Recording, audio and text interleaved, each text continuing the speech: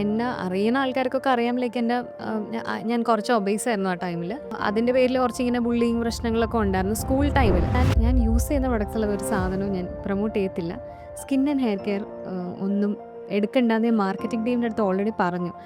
അപ്പോൾ എനിക്കിപ്പോൾ ഫില്ലറൊക്കെ ആ സമയത്ത് എടുക്കുന്നതിനോടൊരു ഇച്ചിരി എനിക്കറിയത്തില്ല.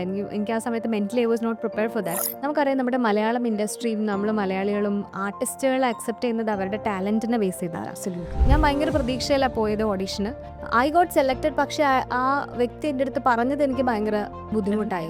30-35 വയസ്സ് തോന്നുന്നുണ്ട്. അപ്പം അങ്ങനത്തെ ക്യാരക്ടറൊക്കെ ചെയ്യാൻ പറ്റുള്ളൂ. ഇങ്ങനെ വണ്ണം വെച്ചൊക്കെ ഇരുന്ന് കഴിഞ്ഞാൽ ഒരു 10-20 കിലോ ഒക്കെ കുറച്ചിട്ട് വാപ്പം നമുക്ക് നോക്കാം.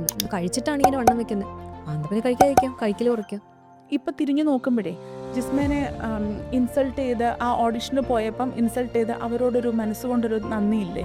വിമലിനെ ഞാൻ പരിചയപ്പെടുന്ന സമയത്ത് ഈ പറഞ്ഞ പോലെ എൻ്റെ ഏർലി സ്റ്റേജസ് ആയിരുന്നു. വിമലിന് ബോഡി വാഷ് ചെയ്യുന്ന സോപ്പ് വെച്ച് എൻ്റെ മുഖം കഴുകും. അങ്ങനെ ഒരു സ്കിൻ കെയർ പരിപാടിയുണ്ട്, അതിൻ്റെ ആവശ്യമുണ്ട്. എല്ലാം മാറി. ഇപ്പം എന്നെക്കാട്ടിലും അടിപൊളിയായിട്ട് പ്രോപ്പറായിട്ട് സ്കിൻ കെയർ ഫോളോ ചെയ്യുന്ന ആളാണ് വിമൽ.